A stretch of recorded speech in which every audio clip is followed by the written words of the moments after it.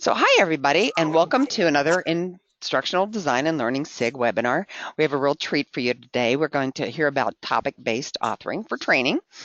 And Sandra Wheeler is our speaker. Was one of the popular sessions from the Denver Summit, and Sandra has agreed to present this to us as a webinar, and we're very excited. As you know from our Eventbrite announcement, Sandra is a senior technical writer, and she's an instructional designer with a company called Medtronic in Colorado. She just told us she lives in Denver, so Medtronic is in Denver, Colorado, and she develops training courses for the Neurosurgery Technical Services Department. That sounds very technical to me.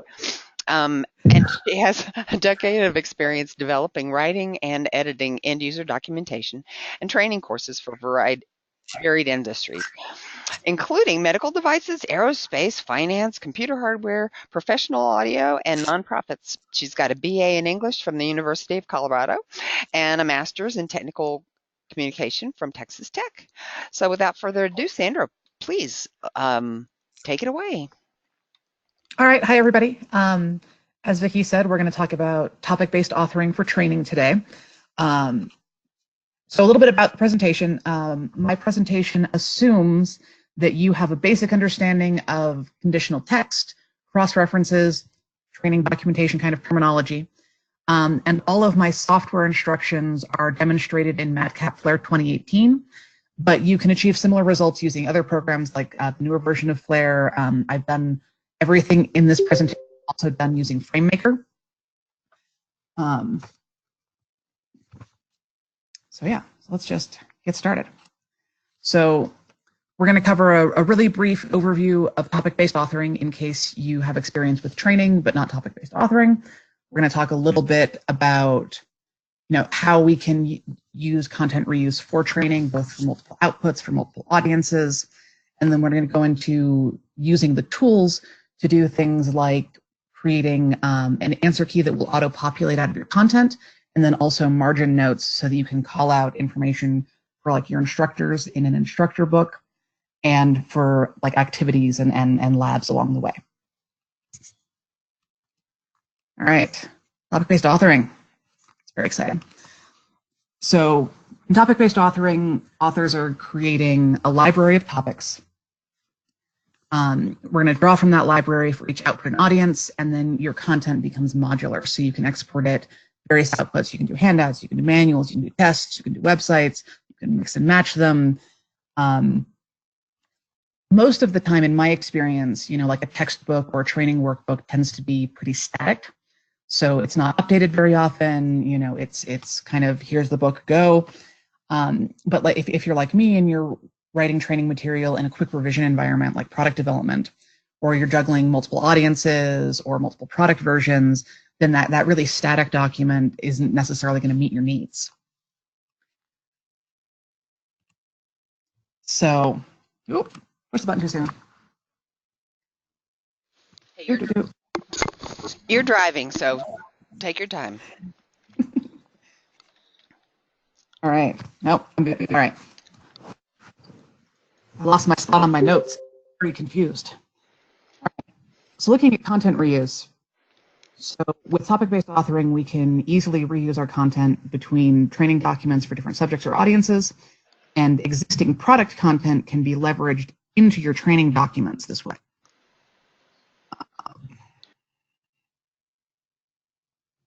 Boy, I'm so out of sync. Sorry. So, okay. So when we're looking at sharing content, we're going to be looking at conditional tags. So I set up two different sets of tags for my project. So I have an audience tag set, and then I have a product set. And for the products that I'm working with, so like you'll see that I've got versions 1, 2, and 3 in here, because it's all the same product, but there are different revisions of it. So a lot of the content from a training perspective is high level, and it applies to all versions of the product. And then the variations come in, version 1 has this function, version 2 has a different function, version 3, has something brand new that the others don't. And then I also have my audience tags where you've got content that's maybe only for the instructors. You've got content possibly only for the students. And then I also have in this one an advanced tag, because I will sometimes have content where there's like a basic training manual and then there's an advanced class for people who need to do more. So in these situations, the untagged text in either of these is going to apply to all audiences. And then with the audience tag, when you're doing something like instructor only, student only, you're never going to want to use those at the same time. I have those because some of my activities are images where it's like a diagram, and I want the student to fill in different spaces on the diagram. So I end up with two images, one with blanks in it, one with text in it. So the one with the text gets tagged for the instructor, the blanks gets tagged for the student, and you never want both of them to show up in the same book. So when you have opposite tags like that, make sure that you're never using them at the same time. And then the advanced tag you can pair with any student book, any instructor book. And then similarly, the versions, untagged text applies to all versions, and you can combine, the version tags together because there are no opposites going on there. If you need to train somebody on all three versions, you can include all three of them. You just need to differentiate between them in your text. Or you can separate out and do a book for only version 1, only version 2, only version 3, and so on. So then what you end up with is a single project where you can house the instructor book, a beginning student book, an advanced student book for each of these different versions of the product. And so you're able to then share the generic content across any of your training manuals without having to, that content. All right. So then we can also separate this out based on what kind of output you need. So we also, in addition to say what version of the product are we on, who's the audience, we can also do different types of materials. So in this example, I'm showing that we can do like a complete training manual where we have all of the content, but we can also pluck out pieces of the content and say do handouts. So in this example, I've got my training manual that includes the frost content and the Poe content, but I can also grab each of these chunks and export out like just a handout on the frost material or just a handout on the Poe material.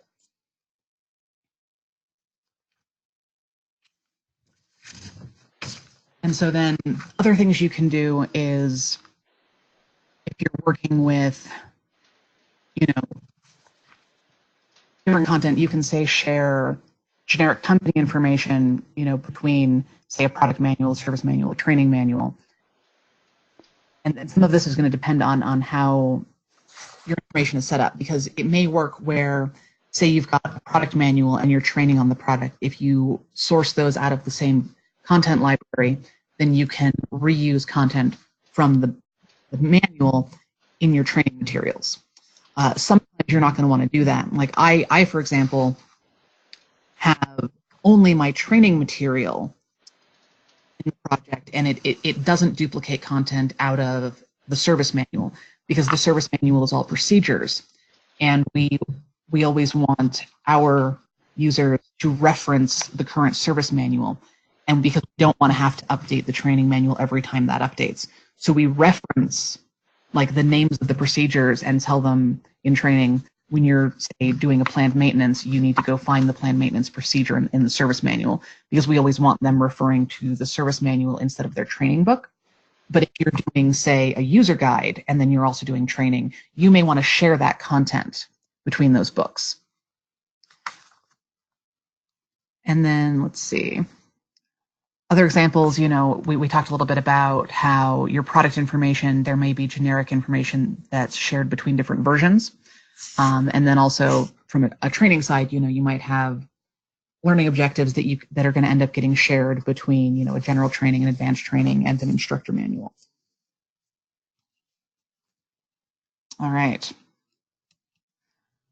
So moving into some of the more technical stuff that I do for kind of really making these kind of tools make a really great training manual, we're going to talk a little bit about margin notes. And so this is a tool to create notes like in the margin next to the running text to call out like instructor notes, activities, important quotes, any other information you want to do. And so it lets you put the note outside of the flow of the content, makes it stand out. You can draw their attention. And we're going to do that with some page layout design.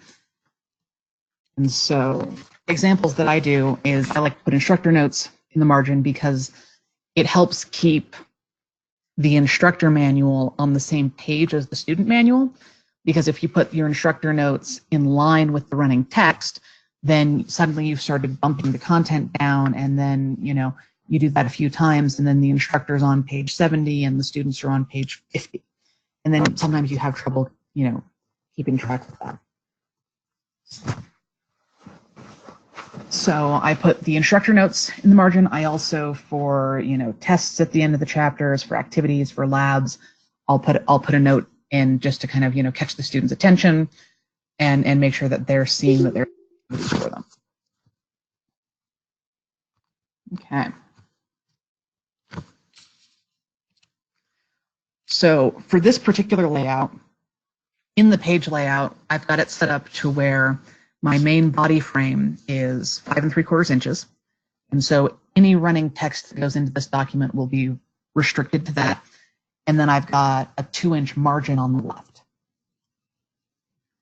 And so then going into the heading style for my margin note style, I've added the blue line at the top to help call it out. And so in Flare, that's under the border top style. And it's just, added in with solid line, added blue. And then the other thing that's done is that I set a negative margin on this style. So I set the negative margin, its margin left goes to -1 1/4. And so that's going to pull this content out of the regular text flow and align it to a 3/4 inch margin on the left there. And so then you may notice that I've circled out the raven here and noted that I've got a style based on H2, because in doing this, we have to adjust one of the body styles to catch this space. So let's see, we do the heading style, and then we do the same kind of thing with the image, where it's just based on a regular paragraph. We set the left margin to that same -1 1/4, and then the image, the icon is sized to just be 1 inch wide so that it's going to fit in there. And then we also format the note, which again is just based on the basic paragraph. In Flare, this gets done by adding a div style around the note, which is going to act like a text box. And so in this example, we're setting it to, again, 1 1/4 inch. And note that I've set the height. I've set the height here to 1 inch. So anytime I'm using this style, it's going to give me a 1 inch box into which to put my instructor note. And you can change that based on, how long your note's going to be and what kind of content you need. For most of what I've ended up doing, that 1 inch works pretty well. And so then I also need to set up a style in the body to pull the space out. And so in this case, I've set the top margin off of this heading 2 to -2.5 inches. And that measurement is going to vary depending on what you set that div height to. So when I set my div height to 1, that's determining how far down that next line of text is going to go. So when I haven't adjusted that heading in the regular body, you'll see that it gets pushed down to below where my margin note is. And so the override style is going to eliminate that blank space. And so again, when I set in, my heading, my icon, and then my note for this instructor note on the side, then that 2.5 inch negative margin I put into the override style is what's pulling it back up so that you've got that smooth flow in the content. Okay. Any questions on this one before I move on? So right now there's nothing in the chat box. Okay. But So, but I was just thinking about now this is going to have been tagged for the instructor's manual, right? And Mhm. and having almost that kind of a workaround to get your heading to line up with your graphic, and that it still works in the manuals that are not the instructor's manual. Yes, Okay. yes, because that whole chunk with the instructor note um, gets pulled out. And so what something I do when there's an instructor note, if or something that's conditional, is I will sometimes put the override on just like a blank line before the content. That makes Like sense. that line Yeah, with the note. got it. So the note and then like just one line will all be conditioned for the instructor. And so then when that gets pulled, the override gets pulled along with the note. That makes sense. Thank you for clearing that up. Yes, and thank you for bringing it up because I totally forgot to include that in here, and it is important that when you're conditionalizing out your note, you need to also conditionalize out the line that has the override on it. You're only going to apply that override style to the very first line after the note. And so like in where say it's an activity or a test, that content's going to be available in both books, so you can do it on just the first line of text. But yeah, when you're conditioning out the note, you want to do an additional line. All right. We're going to move on to the answer key. This is one of my favorite parts because it was very challenging to figure out how to do the first time, and it works pretty well, and it's kind of fun to not have to manually update the answer key. So with the auto-populating answer key that I'm going to show you, does work best for printed books, and you'll see why when we get into it. And this is based on the student and instructor versions sharing content within the same project file. What we end up with is a student book that shows blanks so that the students can write in their answers. The instructor book is going to show all of the answers throughout the book so that they don't have to flip back to the answer key. And the answer key is going to auto-populate with changes from activities and tests to minimize maintenance. So the problem that's faced here initially is that if you just conditionalize the answers so that they're hidden for the students and shown for the instructors, is that if you condition them out, then you can't just cross-reference them into the answer key because they'll disappear when they're conditioned out. So we're actually going to do a little bit of desktop publishing by adjusting one of our styles, and we are going to use a lot of cross-references. It's going to be all right. All right. So when I'm creating a test or an activity, I'm doing a few different things. I'm first using tables so that I'm creating that line. And I like tables because it gives you that nice clean line all the way across for however many lines you need. And so you just format it to where only the bottom line is showing. I then also create 2 additional styles that are based on just whatever your normal paragraph style is. So I have one that's tagged for questions that just looks like normal text. And then I have one that's tagged as answers that in this case I've used blue because I want the answers to stick out as blue. You can use whatever color you want. I recommend that you don't do your answers in black because you want them to stand out to the instructor. Right. So in the instructor book, this answer style is going to show up in blue. For the student book, we're actually going to manually change the color of the answer style to white so that the text is still present for the cross-references, but when you print the book, all of the lines are blank for them. Oh, that's so clever. So you do have to remember when you're building your books at the end, when you switched from student to instructor or back, that you do have to go into your style set and change the color of your answer key. The nice thing is that it's really obvious when you've built the book whether or not you did it. Because if it's supposed to be the student book and you flip to an activity and all the answers are in blue, you know you didn't change it. So as far as manual updates go, I generally feel it's pretty safe because it's really obvious when you miss it. So the other manual thing you have to do is when you first create an activity is you need to add it manually to the answer key.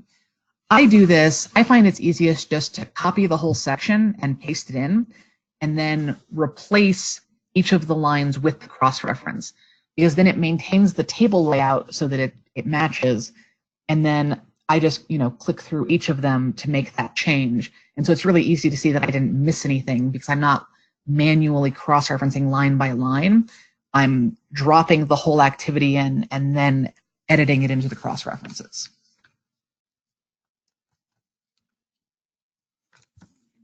So again, in Flare, I'm going to set up a couple of different cross-reference styles because I don't want them to show up as links, because this is going to be for a printed book.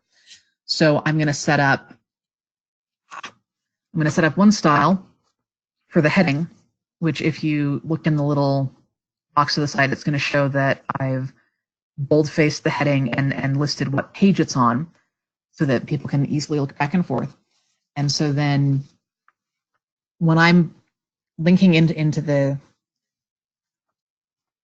answer key, I'm grabbing either the name of the activity, in this case a knowledge check, or whichever heading is closest to the activity. Like if you just have questions along the way, but you don't have it tagged as an activity or a knowledge check or or a lab or something, I'm going to grab whatever heading is closest so that when you're looking at the answer key, you know what you're looking at the answers to. So you're going to grab the heading, you're going to grab that, you're going to apply this heading style. For questions, one of the reasons we did that question tag is so that when you're looking through your list of paragraphs to find your questions, they're all tagged as questions, which means you're not looking at all of the body, you're not looking at anything that's untagged paragraphs, you're looking just for those question tags, and so then you can find them a little bit easier. Sort of like the heading, we're going to set up that cross-reference style for questions, which in this case is just going to look like plain text. And then for the answers, same thing. You've got that handy answer tag. In Flare, since we use tables, all of those are going to show up under table content instead of paragraph content. But again, they're all going to have that nice handy answer tag. And then again, we've got a cross-reference style where we've set up the answer, and in this case, I've stuck with that same blue that I like. Okay. And so then, once we've linked them all in, you're going to end up with an answer key that's going to look very much like the instructor version. So here you can see some pages from an instructor book on the left and then from the student book on the right. So on the left, you've got, you've got your note, you've got the knowledge check that's showing the answers, and then you can see that knowledge check is duplicated in the answer key where it just looks like plain text. And that was just where I grabbed that whole activity, dropped it in, and then replaced each of those lines with a cross-reference back. And so the real benefit there is that if you go back and, one of the questions, you need to ask a different question, you can just replace the question and answer text, and it's going to populate that automatically into the answer key. If if the answer used to be 7 and now the answer is 9, you just update it in the content and it's going to update that automatically in the answer key. The important thing to remember is that if you add a brand new question, you're going to have to put that question in the answer key again the first time you've added it. But anytime you go in and edit, you're not going to have to edit the answer key. And so then the other thing you see here is that in the student book, you've got the instructor note is hidden, the activity has blanks instead of the answers, but then in the answer key again, you have all of those answers showing. And I feel like I talked really, really fast because that was the end of that. So please, questions, because that was supposed to take a lot longer. But I thought it was really good to be able to watch your process and Thank you. To sort of have you lift up the hood and have us watch you as you work and your thought process. I like the fact that it was more than just, do this and click here and type that. It was also your thought process behind that. So far we have nobody chatting in the chat window. I do want to let everybody know that you do have microphone rights. So if you choose to, you can ask your question out loud, or of course you can use the chat window.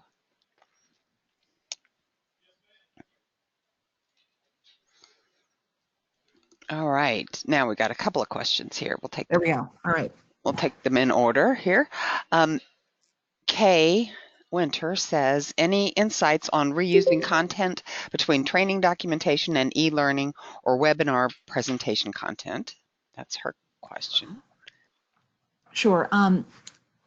My current position, I don't do a whole lot of e-learning, but the nice thing is that with the real thing is you just need to determine, like if you're doing a manual for training versus like a webinar, as far as, the content that, like the word content that's getting put up is for the manual, you probably want all of the information. And sometimes, for e-learning, you want like this where it's, slide presentations where you want, for content, things like that. And that's really all about how you're breaking up your topics. So say, how do I say it? It's really easy to fall into the trap, especially with things like training, where it's just a lot of running text, where, the whole section is the topic or the whole chapter is the topic. And you might find if you're trying to reuse content between like a whole manual and, e-learning, is finding where the chunks are, where maybe you do a little bit more of like a summary paragraph before you get into the details, so that you can have that summary paragraph be a single topic that you can pluck out and put into a presentation, or you can pluck out and put into an e-learning. Somebody's going to be speaking in more detail over it. And then the remainder of the detailed content in the book is going to be a separate topic, and you're just putting them in together instead of trying to pluck out pieces.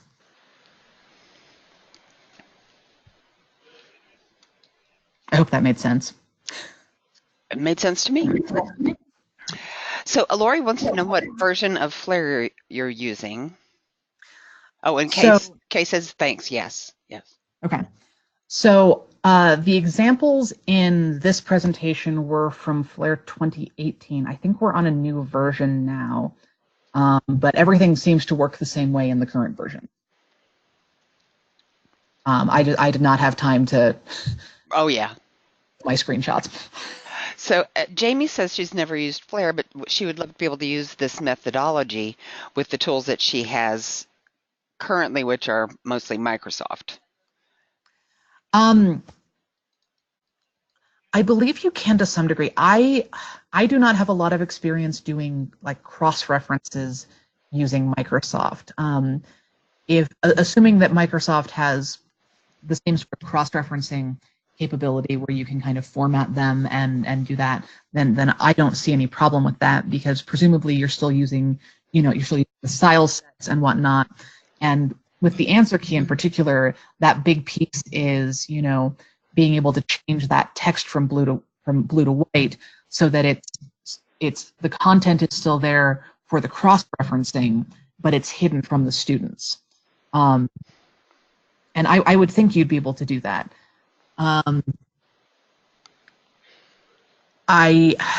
unfortunately can't really speak to how well the margin notes would work. Because the big thing was keeping it in line with the text. So the reason it's all stylized as, these negative margins on the different style types is so that it's stuck in line with the text before and after.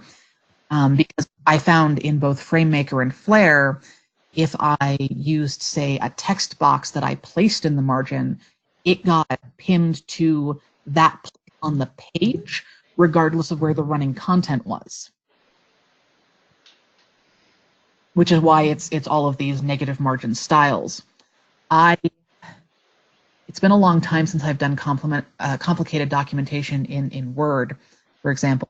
I don't know if you're able to set the same type of like negative margins for these kinds of notes, or if you're able to say place text boxes in the margin but keep them moving with the running text. Because that was the big problem that I'd faced, was if I just stuck the text box in the margin and then I added a paragraph before, then suddenly my note wasn't next to my activity.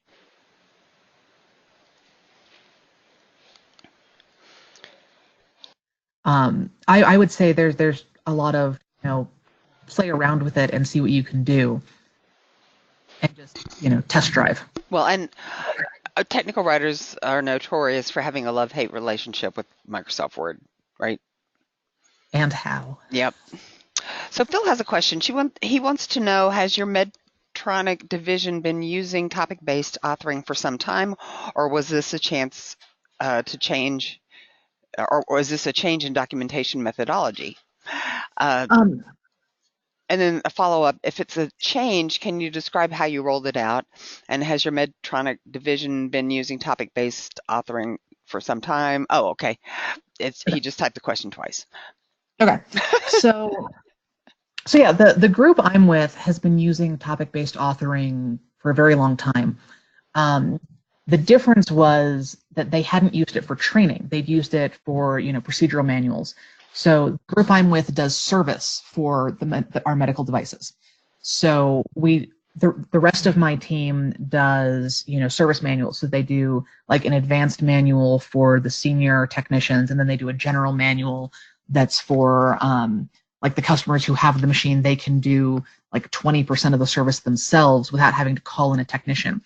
And so all of that content is topic-based and shared, so that the general manual and the advanced manual are housed in the same project. But before I joined the team, all of the training material, a lot of it was owned just by the training department, where they were doing things in, it was all just running content in Word or something similar. And then the first book that I took was actually done in InDesign. And don't get me wrong, I love InDesign, but I found it to be really ineffective for something like a training manual that was running text and that needed to be updated regularly. Because when InDesign is very, at least in my head, it's very like magazine layout. If you have a fixed page limit and you're fitting everything into your text boxes, and if you don't pay attention to your text boxes and you add a paragraph, suddenly you've also lost a paragraph down the line. And so when I took on the project, I migrated it into topic-based authoring, from that kind of static InDesign layout. And part of it was because we didn't just need an update of the current training manual, because that was for version 1 of the product. We also needed a brand new training manual for version 2. But from a training perspective, probably 80% of the content was identical, because it's the same machine. It's just the new one has these additional features. It has these different parts. It acts a little bit differently, but it still does the same primary function. So the product that I was working with, it basically is an X-ray machine. So the chapter on what is an X-ray, how does radiation work, was identical. The most of the safety chapter of how are you safe when working on a machine with X-rays, how are you safe with the electrical components of the machine, how are you safe with the mechanical components, all of that was 90% identical, except for this is the specific part you should not touch with your bare hand, because that was a little bit different between the versions. And so I really wanted to move this into a topic-based format because of all of that shared content. So that, when we're like, oh, well, we need to update this, this paragraph in the safety chapter, you update it once and it's updated in all the books. And so it was a big transition for the training material, but not necessarily for my team, if that makes sense.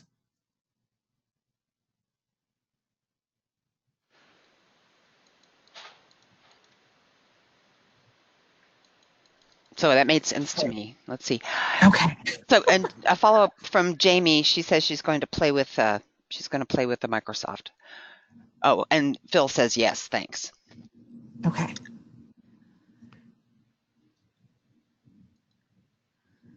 And I'm just checking the chat, make sure I haven't missed anything. Here we go. Sure.